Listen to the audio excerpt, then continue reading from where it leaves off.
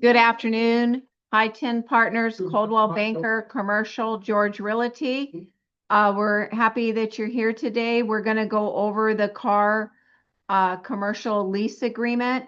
In this assumption that I've drafted for you that I'm going to share, we are going to be speaking of a gross lease, and we are leasing in a multi-tenant building. Office building. Okay, so that is the assumptions, and I'm going to go ahead and share my screen.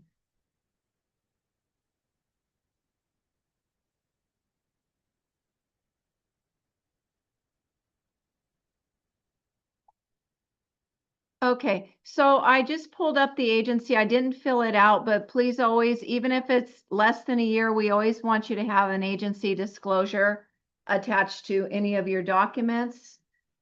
So go ahead and always have that.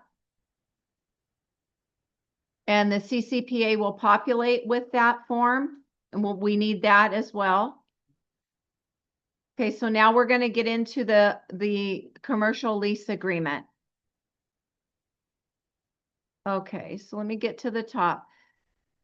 So the commercial lease agreement, as I said, we're making the assumption we're in a multi-tenant office building, and it is a gross lease. So the date for reference purpose only is August 1st. You put the owner's name, the tenant's name, and the property address here, and there is a unit number 1.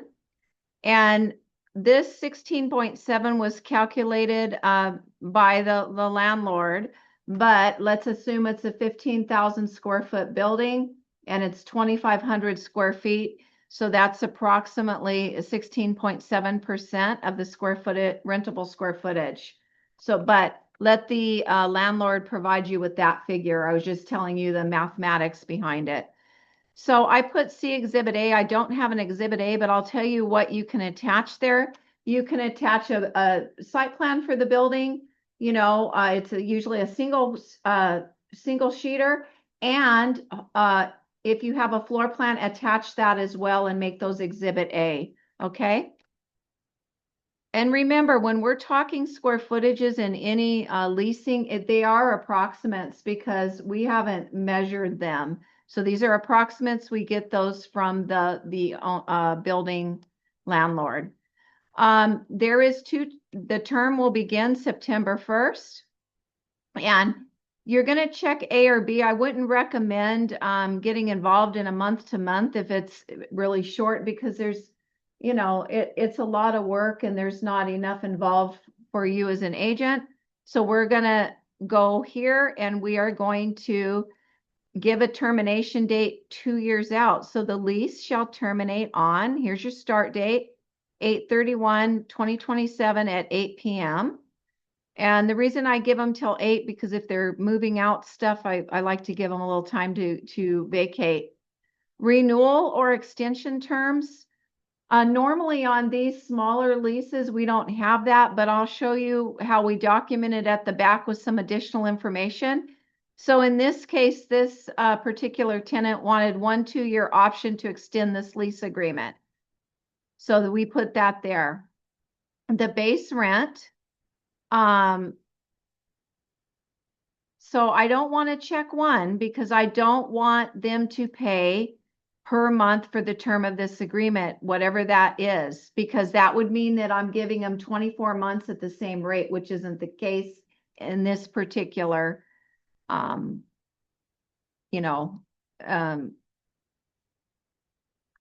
down here, I'm going to show you where I should have done it up here. I'm just sorry, I'm stumbling over myself. But anyway, the initial rate is $56.25 per month for the first 12 months.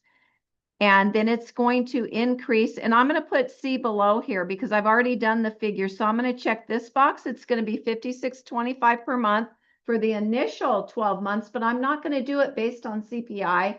I'm just doing a percentage increase. So I'm going to type in C below. So $56.25 for the period 9/1/2025, and that will end 8/31/26. And then the step up is here. So in the second year, we're asking for $57.94 per month. And then we put the dates here. So you want to make sure that you're not just automatically going to this first box unless that's your intention. Because if it's over a year, then you're going to be giving them the same rate for the entire year. Okay. So base rent is payable in advance or on the first day of each month. And it becomes delinquent on the next day. And I'll show you where the fees are associated with that on the next page. So here they're saying, where do you want the payment to go? So the rent shall be paid to the landlord, which was John Smith, and the address. If you have further instructions, you can put an addendum, or if they're doing wires or there's other means of how he's going to get the rent payment, you can address that in an addendum, or if you have room in the back, you could do that. So early possession, tenant is entitled to early possession of the premises. You note that I left this blank because in my example, they're not getting early possession. It will be delivered on the date of the beginning of the commencement of the lease.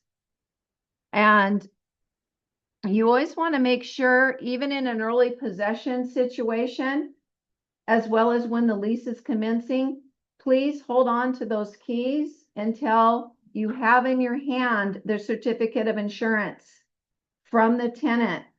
Help the landlord, and you'll see I structured that in the other in the back of this contract. Make sure you have that. Do not turn over keys without it. And the landlord should be named as an additional insured in any certificate of insurance for a tenant. Okay, so that goes for early possession or commencement date turnover. Security deposit, I just times it by 2 in this example. So the tenant agrees to pay the landlord $11,250 as a security deposit. Now, I check this box because not only is this a 2-year lease, but they're also going to want maybe to exercise an option. And it's up to the landlord if they want to provide the figures and do that. But I check the box if the base rent increases during the term of this agreement, then the tenant agrees to increase the security deposit in the same proportion. So some landlords may want that, some are like, I'm cool with what I have. But that's a discussion you need to ask the landlord. They may want to increase it if it's a 5-year lease. Maybe they want to increase it, you know. So that's just something to be mindful of. And its security deposit is not to be used by tenant in lieu of the last month's rent. They've bolded that for us. So qualified commercial tenant is rather new.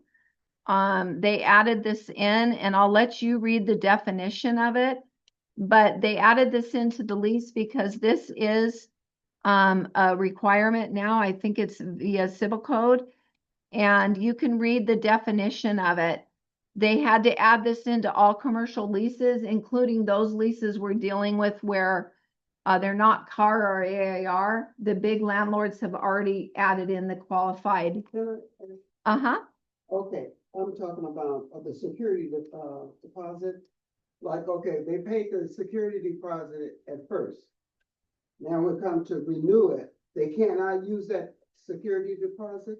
Wait, it'll stay, but they can't use it for rent, right, Peter? It's gonna transfer, it's gonna stay with the lease. Okay. But they just can't use it for rent purposes. Oh, okay, gotcha. Or any other purpose other than what it's intended for. It's a security deposit so that when the tenant moves out, the landlord can make sure that their premises is in acceptable condition. Yeah. So notice and documentation regarding related to property operating expenses. As I said, this is gross. It's normally not going to be something you're going to be as concerned about in a gross lease because the tenant usually pays the rent plus their associated utilities. Of course, everything's negotiable, but I just highlighted this so you look at this, okay? Because the expenses that the tenant would want to review if they are responsible for any of the expenses are in the last 18 months. Okay. So here, the payments, you're gonna always collect, please make sure it's a cashier's check. We don't want a money order.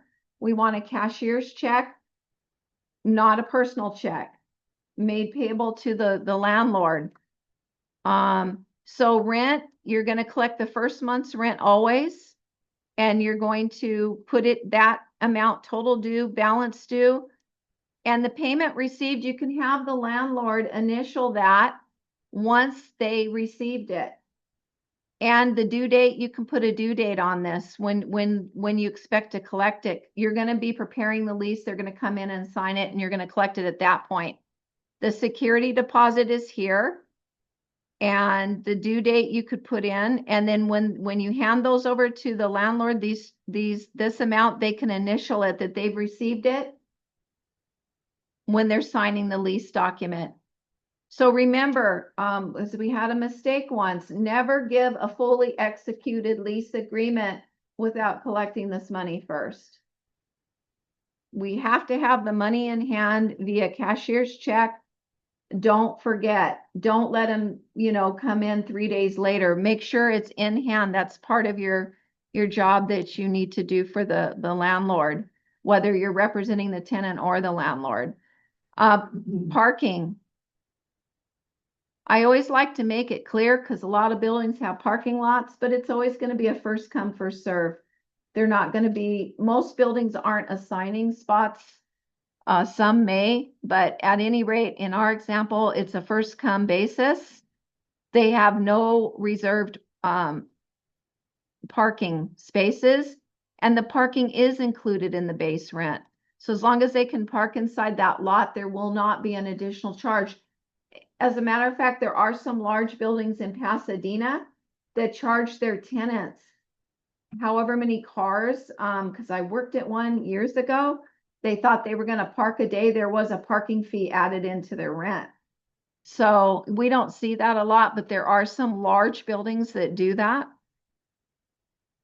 Michelle, is parking on a residential lease off the top of your head? Is there is that parking part of the base rent? Did you check it? Do you know? We can pull it up, but yeah, usually the pull it up parking now. Just on stop it. residential, on the top of my head, yes, is included in the rent. If you check the box. Yeah, now there may be some exceptions. I don't know how downtown operates. Check it. I'll check it. But you have to find out from the building, because what if you were leasing downtown and it's real crunchy? Maybe there's a premium for those spots, right? Yeah. For a residential unit. So ask. I'm looking at more of rent control.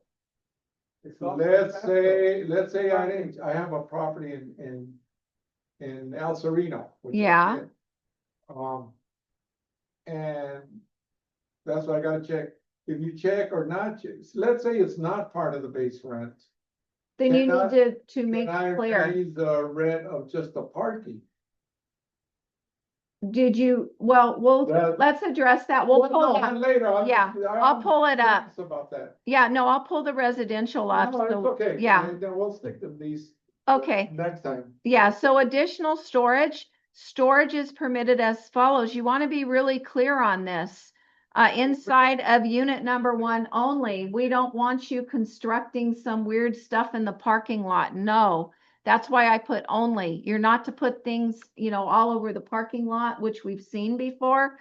So make sure anything I've highlighted, I think you need to fill in. So I put additional storage is not included in the base rent because you're only allowed to put it inside of your own unit. Okay.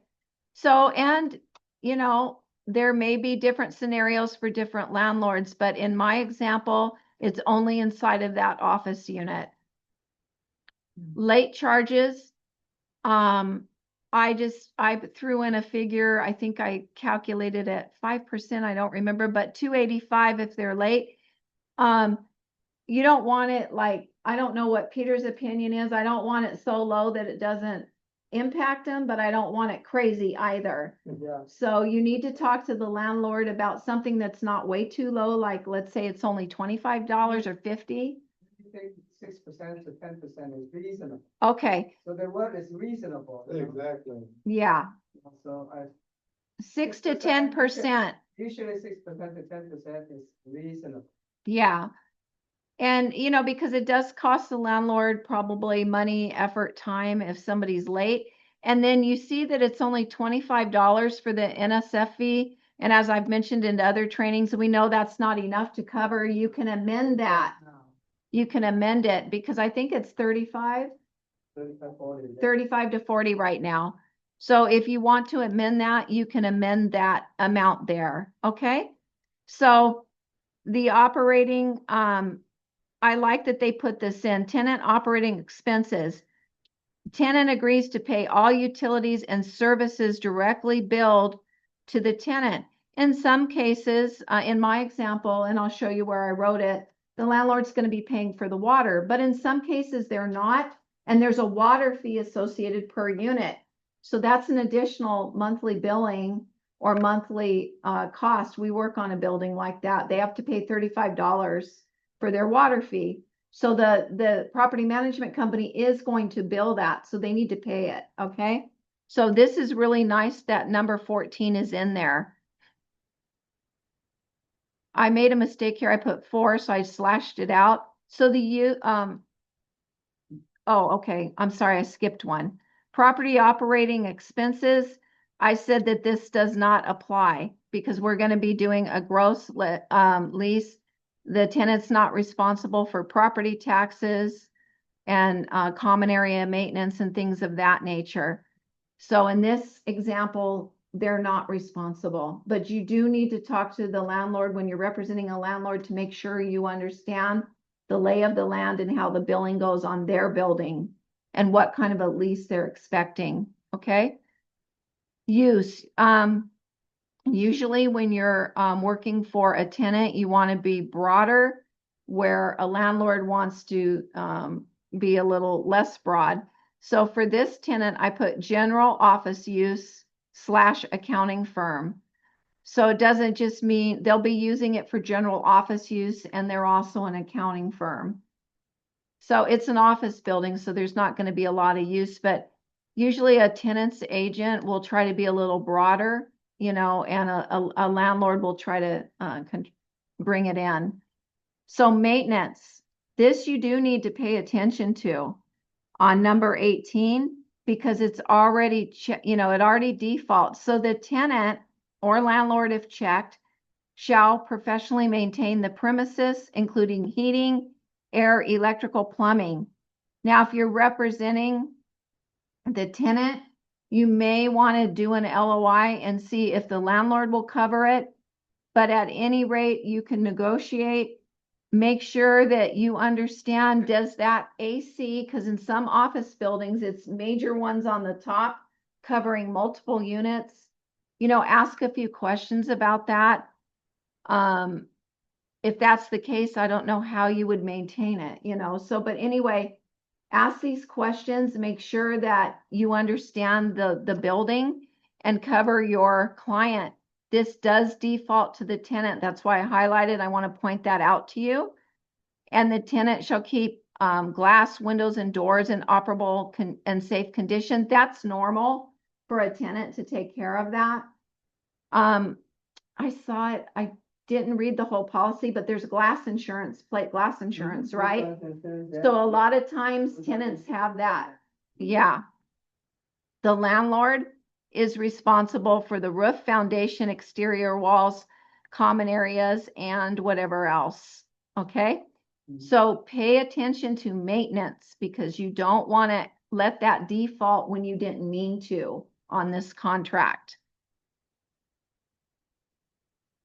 So on the alterations, the tenant should not be making alterations in or about the premises, including installation of trade fixtures and signs without the landlord's prior written consent. So that's pretty standard. Government imposed alterations. Any alterations required by law as a result of the tenant's use shall be the tenant's responsibility.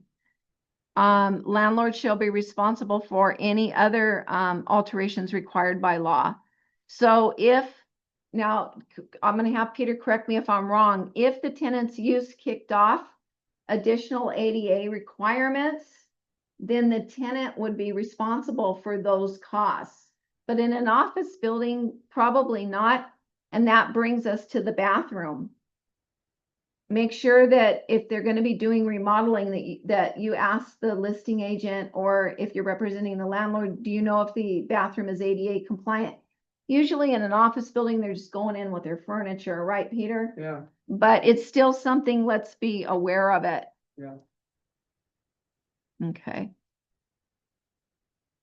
Okay, so entry, that's pretty standard, that the tenant's going to make the premises available to the landlord, you know, for making inspections and necessary or agreed repairs. No subletting unless the landlord has consented prior written consent. So don't be subleasing without prior written consent, because usually they are going to find out.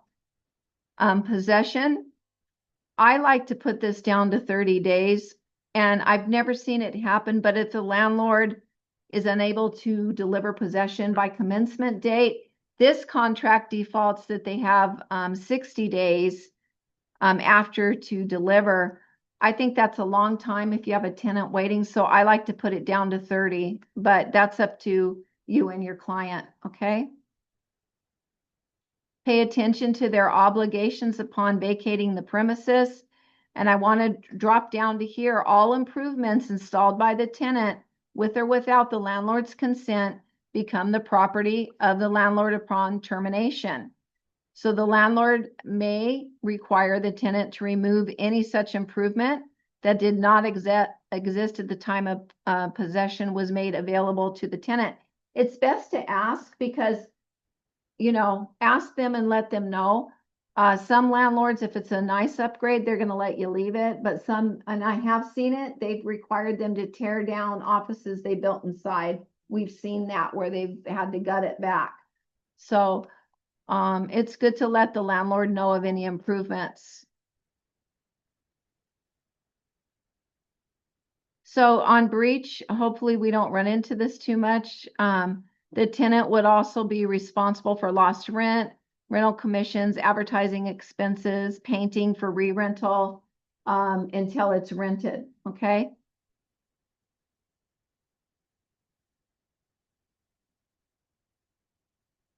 Okay. Hazardous materials. There's no storage allowed of hazardous materials on or about the premises. Okay. Insurance, this is really important here. I put $1 million, it cut off a 0. I guess that's too much for the space there, but I put $1 million, not less than $1 million. I never fill in an amount for the landlord. I do fill it in for the tenant. But again, this is a discussion with the landlord. What kind of insurance cert are you going to be looking for, and how much? Okay. There are some provision in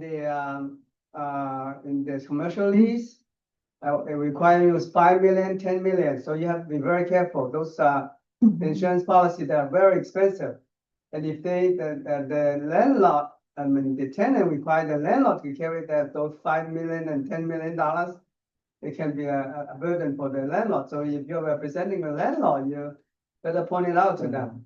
You know, don't assume that the insurance provision is standard. It's not standard. Yeah. Yeah, that's why I highlight that box, because these are things where you want to keep your eyes. When you are reviewing this for your client, keep your eye on the ball there, because these can be costly mistakes if we don't catch them, right, Peter? Right. Yeah. I have a question. Yeah. What, well, you know that lease that I did, they sent me a different form than this one. The lease agreement that I got, it was a landlord created one, probably with their attorney. Yeah. So there's a lot of those. So there's going to be a car, there's going to be AIR, but other landlords have an attorney that drafted up their own. AIR. Oh, AIR. Yeah. Yeah, we went over the AIR lease, but we can individually or whatever people need go over that. But yes, AIR is more sophisticated, I think. That was just a quick question. Yeah, so a lot of the landlords will be using AIR, so it's good to learn it. Tenancy, tenant estoppel certificates. If the landlord needs them, they will ask the tenant to execute and return it. And the tenant is obligated to return it within 3 days after its receipt. Maybe the lender needs it or something like that. So they embed this in the contract so we're not delaying some paperwork the landlord may need if they're selling or just the lender is checking. Okay. I'm not going to go over subordination because I'll be quite frank, I really don't understand the mortgage end, but that has to do with the mortgage. Let's see, tenant representation.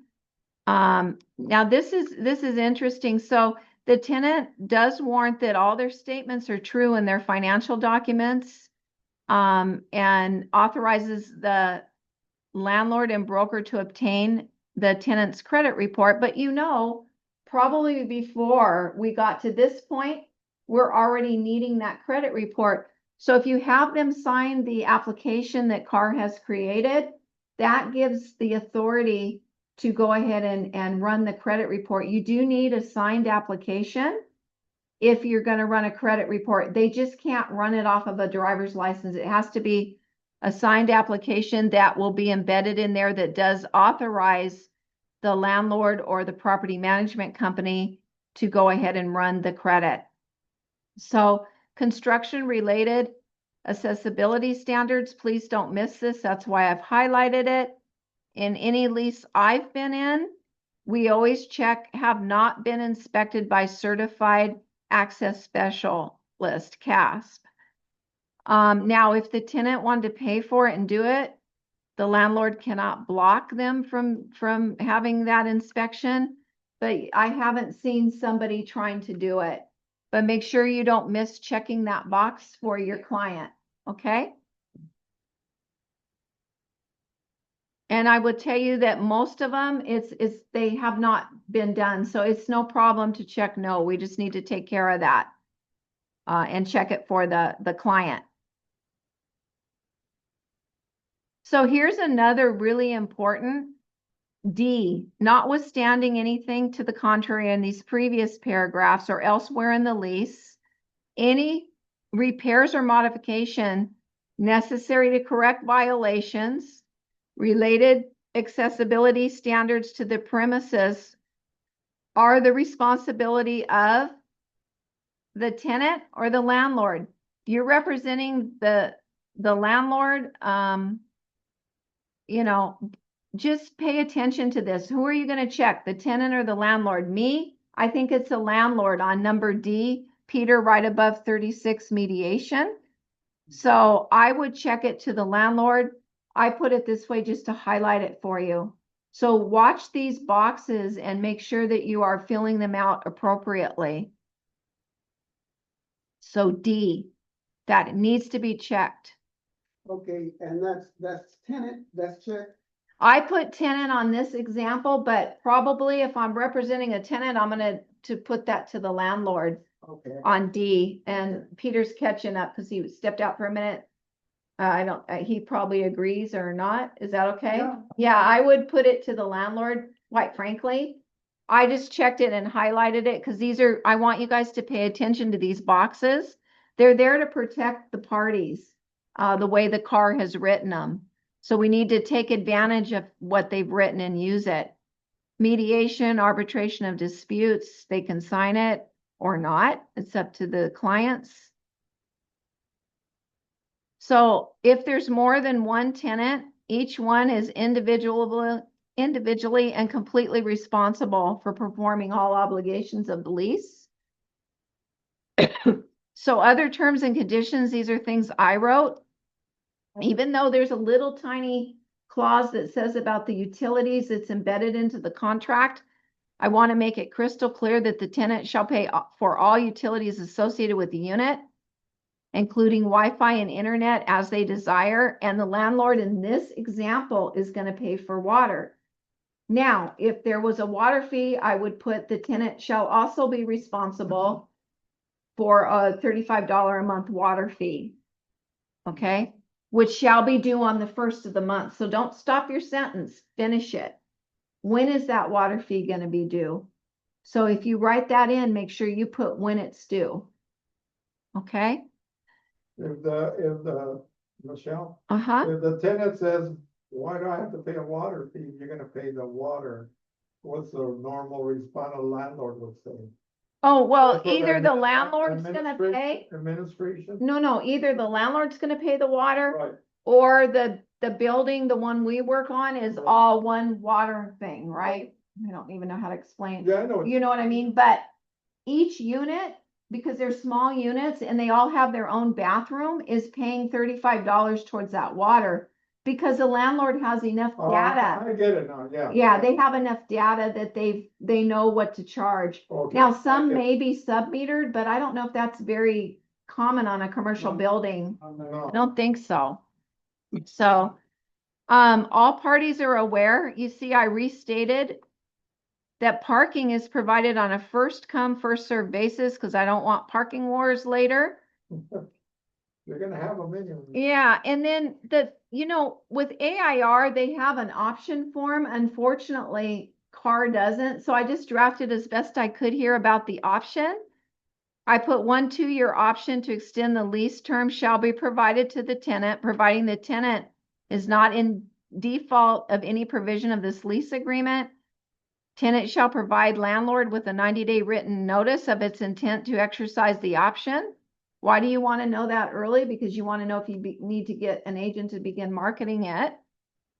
The lease rate for the option shall be, and I did the same thing here. I upped it here. All other terms and condition of the agreement shall remain the same for the option period. So that's just how I worded it. But it's nice in AIR because they actually have an option form, which CAR doesn't, okay? And right here, tenant shall provide landlord with a copy of insurance certificate and name the landlord as additional insured prior to taking possession of the unit. So you want to be really clear about those things that you cannot give them the keys till you have that insurance cert, please. Okay? This is the entire contract. You're going to put your brokerage name here. In this case example, we're representing both the tenant and the landlord. Now, if it was an entity, which in this example it's not, you would click the box, put the full entity name here, authorized signer here like we do in residential. And then the tenant will sign and date and fill out everything here. Make sure all of this is filled out with their address and everything. Oh, I want to go back to one thing. Where is it? Hang on. Oh, I'm sorry. It's down here. So the guarantee, if let's say the tenant wasn't strong enough on their own, there may be a guarantor. So you want to click this box, put all the information. The guarantor will be submitting the same documentation as the tenant. Copy of government issued ID, application, 3 months bank statement. If they're self-employed, they need 2 years of tax returns or 3 months of pay stubs if they're employed. So those are the normal things that we ask for, but the guarantor would be doing the same application process. So if that is the case, you need to click the box here, have the guarantor sign and date it as well, okay? And then down here is the landlord. You again fill out everything. Make sure that all the agency relationships are confirmed below with all of the data that we need and fill it out. So the boxes I highlighted, pay close attention. I should have highlighted the guarantor, but if they don't qualify on their own, make sure you have that filled out. So before I move to a couple of other, the checklists that we would need for all the documents, is there any questions? I want to mention that if an entity is signing the lease, you always want a guarantor. Because it's a personal guarantee, in case the entity declare bankruptcy, you can go after the guarantor personally. Because most of the entity are, empty shell. Yeah, there's no money There's in no them. money in there. They always Right. money out of the entity. Okay, so I hope you all heard that. Peter said if it's an entity signing, you need to have a guarantor, an individual, because the entities, usually don't have money in there. So we need to make sure that we get a guarantor for the landlord. So most landlords will tell you this stuff, but not all of them. Some of them don't manage a lot of units. So the more you know and the more help you are, even to an experienced landlord, you will get repeat business. They will appreciate your effort. So I'm going to open up another document. I'm going to open up the checklist just so we can see what would be required by the company. So this is the documentation we would need when you do a lease. We need your agency, okay? If you're sharing commission, we need that form. We have to have a letter of intent loaded into SkySlope or the application. I generally just load up the letter of intent because the application has a lot of data on it. So for me, I usually just put the letter of intent in. For AIR, you have to check a box to make the arbitration applicable in the contract. So this only pertains to AIR. Okay, and then we need the property management advisory. We need to let everybody know that we are the leasing or, agents. We are not your property manager. We don't collect rent, take calls about toilets broken, whatever else. Don't get involved. Don't collect money. Don't do any of that. Let the owner or the management company that they've hired take care of it. We need the CCPA, which we have right behind the agency. Of course, the lease agreement. If there was any addendums, we need those. We need a copy of the security deposit, representation capacity, if that's applicable, and tenant representation and broker compensation agreement. So sometimes it's once in a while I've ran into where the money went straight to the landlord and it was hard to get a copy of anything. So I just have them say, yes, we received the funds, and then you load that up if that's the case for you. We also need a copy of the closing, the commission check and invoices. So we do commission invoices. It's just on an Excel spreadsheet. I should have brought one. I do those usually every day. They're super simple, but if anybody needs help on an invoice, I'm happy to help you create an invoice for commission. So when you are doing commercial leasing, you need to make sure that we're going to get paid and you're going to get paid. So do the invoice, check with the listing agent to see what the landlord is willing to pay. But make sure you're on top of collecting it. They will also need a W-9 form from you if they're paying you, which I have. So when you submit your invoice, you should submit a W-9 with it, and I can provide you that. Does anybody have any questions that's online? Okay, and then also I want to mention, if you have any suggestions on what you want Peter and I to be training on, this is really your time. Let us know. We're happy to pull up any contract, whether it be AIR, CAR, and we will train on it. But if you have any suggestions, shoot me a text or an email or Peter, and we'll be happy to put that into the rotation. Any questions from the room? So I have a handout in the room that tells you about the different types of commercial leases. So I can e-blast that out to you just so you kind of have a little bit of a handle. I would recommend learning some of the language, because even me, I have to go back and read what the lease type means. So I do always pop in and look, because when they're throwing triple net, and all kinds of things at me, I make sure that I understand what type of agreement that is. So I recommend that you do the same. And remember that commercial leasing is really a good profit center for you. You can make as much money as selling a house on some of the leases. And you get paid, once the lease is executed normally. So it's a really good profit center for you. So I'd recommend learning what you can about it. and not being afraid to do some commercial leasing, and we're here to help you with that. Thank you, Michelle. It's Rebecca. I would love to have one of those contracts you were saying, the e-leasing thing, to The mail it out, email it to me. Oh, yeah, the types of leases. Yes, I would Yeah, love we'll that. send that out just so you can take a look at it. Okay, good. And but if you're going to be doing a commercial lease and you're not sure, stop by and talk to Peter or I, and we'll be happy to direct you. Okay, Michelle, thank you so much. There's no questions, any comments, questions in the room? Okay, well, thank you all, and I hope you enjoy your weekend. Thank you. Always appreciate your time. Hey, Michelle, thank you. Have a good weekend. Thank you. Have a good weekend, everybody. See you Monday. So what I'm gonna